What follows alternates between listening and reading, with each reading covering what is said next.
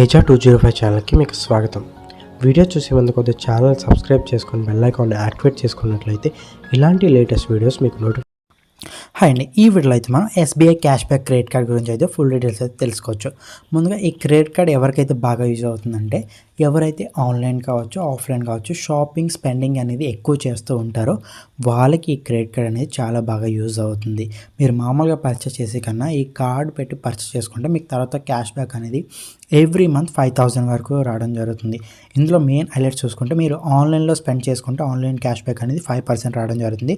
Offline అయితే 1%. Online Amazon, Flipkart అలా purchase చేసుకుంటే 5% వస్తుంది. ఆఫ్లైన్ రిలయన్స్ డిజిటల్ కావచ్చు, డిమార్ట్ కావచ్చు, అక్కడ స్వైప్ చేసుకుంటే మీకు 1% క్యాష్ బ్యాక్ అనేది రావడం జరుగుతుంది. ఇలాగ అప్ టు యాన్యువల్లీ 60,000 వరకు రావడం జరుగుతుంది. ఎవ్రీ మంత్ 5,000 వరకు మీకు క్యాష్ బ్యాక్ అనేది రావడం జరుగుతుంది. ఒకవేళ మీకు ఈ మంత్ ఒక 5,000 క్యాష్ బ్యాక్ అనేది వచ్చేసింది, మీరు ఇంకా వేరే ఏదైనా పర్చేస్ చేయాలనుకున్నారు, ఏవీ ఐటమ్ పెద్ద ఐటమ్ అనుకున్నారనుకోండి, ఈ మంత్ పర్చేస్ చేస్తే మీకు క్యాష్ బ్యాక్ అనేది రాదు. ఓన్లీ 5,000 వరకు మాత్రమే వస్తుంది క్యాష్ బ్యాక్. ఒకవేళ మీకు క్యాష్ బ్యాక్ కావాలనుకుంటే ఈ మంత్ ఎండ్ అయిపోయిన తర్వాత నెక్స్ట్ మంత్లో మీరు పర్చేస్ చేసుకున్నట్లయితే అప్పుడు మళ్ళీ మీకు క్యాష్ బ్యాక్ అనేది రావడం జరుగుతుంది. ఇంకా అదేవిధంగా మీకు ఇది వచ్చి యాన్యువల్ ఫీజు కనుక మనం చూసుకున్నట్లయితే 999 యాన్యువల్ ఫీజు అనేది ఉంటుంది. అదేవిధంగా జాయినింగ్ ఫీజు కూడా దీనికి 999 రూపీస్ మనం జాయినింగ్ ఫీజు అనేది పే చేయాలి. ఈ జాయినింగ్ ఫీజు పే చేస్తారు కదా, తర్వాత మీరు ఒకవేళ మనకి సెకండ్ ఇయర్ నుంచి అయితే మనకి స్టార్ట్ అవుతుంది యాన్యువల్ ఫీజు అనేది. ఫస్ట్ ఇయర్ అయితే యాన్యువల్ ఫీజు అనేది ఏమి ఉండదు. ఇంకా మీరు ఒకవేళ 2 lakhs కనుక ఈ కార్డ్ ద్వారా స్పెండ్ చేస్తే మీరు యాన్యువల్ ఫీజు అనేది పే చేసే పని ఉండదు.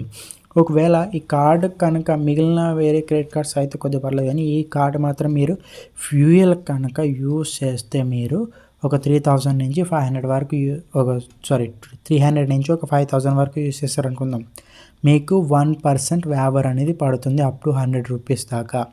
కాబట్టి ఎప్పుడో ఎమర్జెన్సీ టైంలో తప్ప మిగిలిన టైంలో దయచేసి ఫ్యూయల్కి ఈ కార్డ్ అయితే యూజ్ చేయకండి, ఓకేనా. ఇంకా అడిషనల్ బెనిఫిట్ కనుక మనం చూసుకున్నట్లయితే దీనికి యాడ్ ఆన్ కార్డ్ అనేది వీళ్ళు ప్రొవైడ్ చేయడం జరుగుతుంది.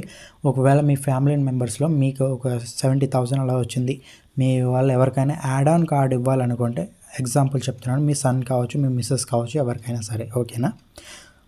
యాడ్ ఆన్ కార్డ్ ఇవ్వాలనుకుంటే వాళ్ళు 18 years ఏజ్ అబోవ్ ఎవరైనా ఉంటే మీరు ఈ యాడ్ ఆన్ కార్డ్ అనేది వాళ్ళకి ఇవ్వచ్చు, ఓకేనా. ఇంకే దీనికి ఎలిజిబిలిటీ క్రైటీరియా కనుక మనం చూసుకున్నట్లయితే మినిమం 21 to 60 years లోపు ఎవరైనా సరే ఈ క్రెడిట్ కార్డ్ అనేది అప్లై చేసుకోవచ్చు. శాలరీ పర్సన్ కావచ్చు, లేదా సెల్ఫ్ ఎంప్లాయ్ కావచ్చు, ఎవరైనా సరే ఈ క్రెడిట్ కార్డ్ అనేది అప్లై చేసుకోవచ్చు. మీకు అప్లై చేసుకోవడానికి డిస్క్రిప్షన్లో లింక్ అనేది ప్రొవైడ్ చేయడం జరుగుతుంది. ఆ లింక్ ద్వారా అప్లై చేసుకోండి. ఒకవేళ మీకు అప్లై చేసుకోవడంలో ఎనీ డౌట్స్ ఉన్నా సరే నా మొబైల్ నెంబర్ అనేది మీకు అక్కడ మెన్షన్ అవుట్ చేయడం జరుగుతుంది డిస్క్రిప్షన్లో.